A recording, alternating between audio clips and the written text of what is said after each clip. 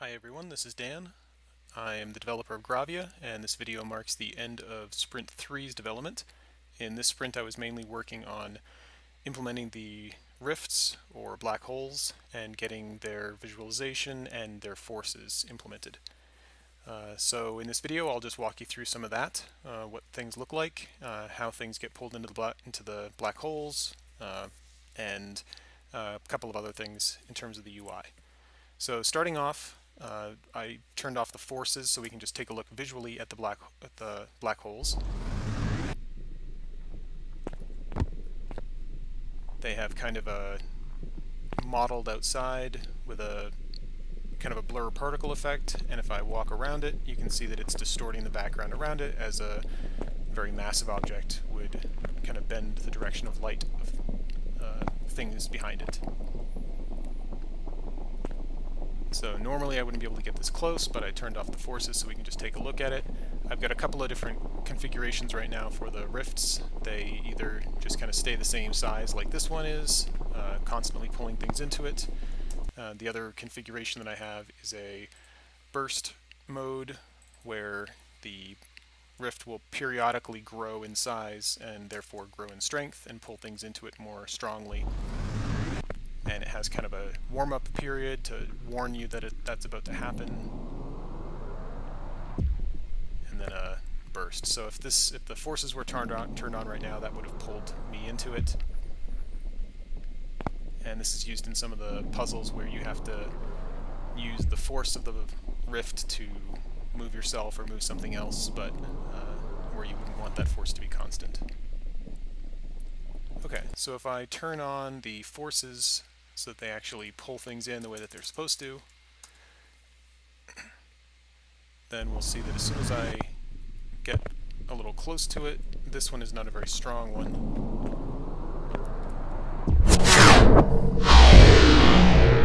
And that is the effect of being pulled into a rift. So if you, the player, are killed by one, then you get this kind of a warping effect. So if we just look at that again, we're about as far as we can get from this thing right here.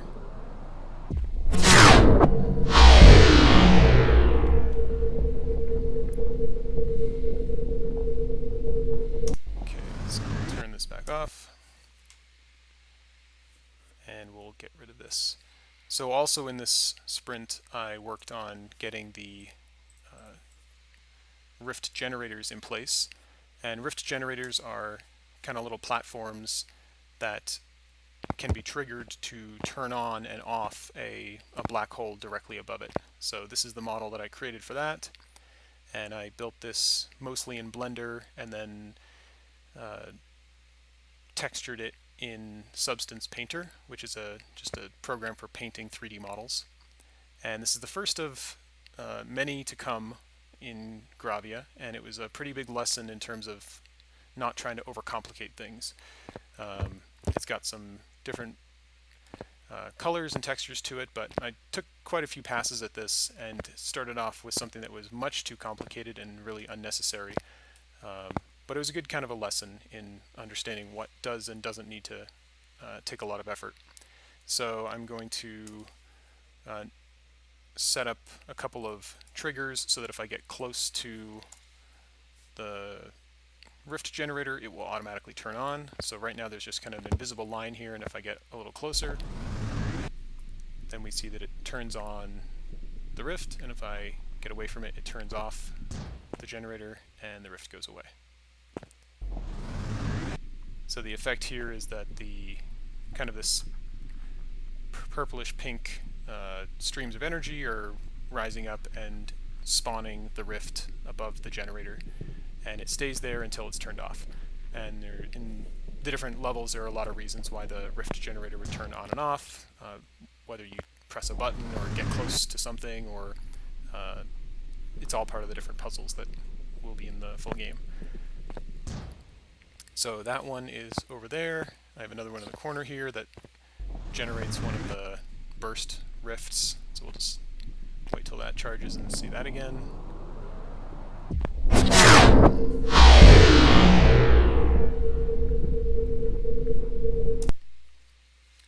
Okay, So that is the rift generator and the rifts, and there are some objects here that we can see getting pulled into the rifts, and the effect of getting pulled into a rift is this kind of a, for most objects, if they're large enough, it's kind of a bending or warping of the structure. So let me just turn on the one that I want here. We'll leave this one capsule on and turn the rest of them off for a moment, just to get a sense of what it looks like when something gets pulled in.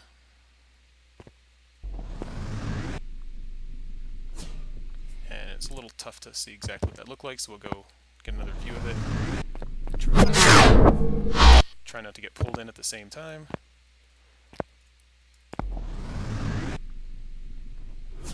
You can see that kind of bends the object and pulls it into the center of the black hole.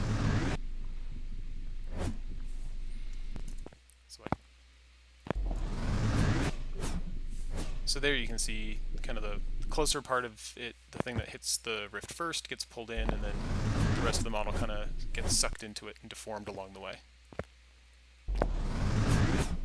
So that's done using a shader that I wrote, just a program to render the graphical effect of getting pulled into the rift. And I'll work on that one over there.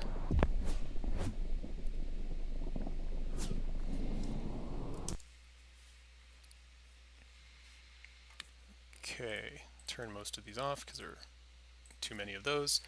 And the other kind of thing that I have is some objects are really large and they should kind of break apart when they get hit by the rift. So here I've got just kind of a big rock or set of rocks that are stuck together. It looks a little silly, but this is just demonstrating these rocks are all kind of separate objects that are connected together. And if I turn on the rift and then get away from it, it pulls in all the pieces, but if I do this right and kind of let it hit just a part of it, whoops, let me try that again, we'll see that it should break that up into separate pieces. There we go.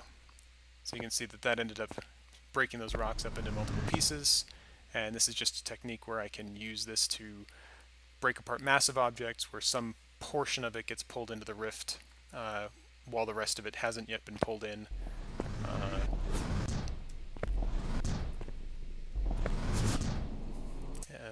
Just so that large objects can get kind of broken up in pieces rather than just pulling the whole thing in if just the tiniest part of the object hits the rift. But most of the time it gets pulled in so fast that the whole thing gets kind of pulled apart. But there we go again. That's not strong enough to pull that out of the corner now, so it's kind of stuck there. Okay, the other main thing that I worked on this sprint is getting some of the visualization in place for the player UI, and during the course of the game the player is generally wearing kind of a helmet and a safety suit and a visor that they look through, so most of the UI is shown on the visor itself.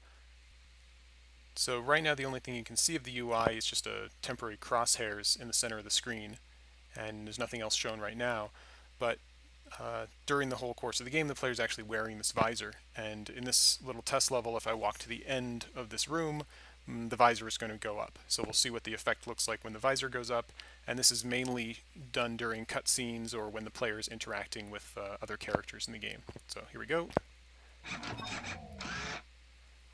And I step away.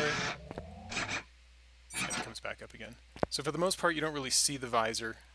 You can see that the crosshairs turn off and kind of scroll out of the way along with the visor itself, and then it turns back on again once the visor comes down. So most of the time this effect isn't used really, just the display is shown in there on the visor.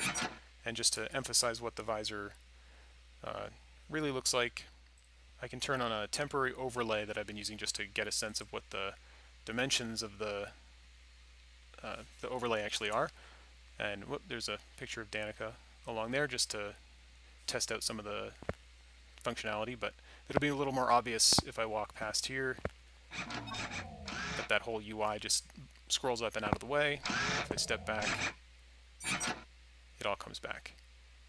So the heads-up display is actually projected in front of the player on the visor itself.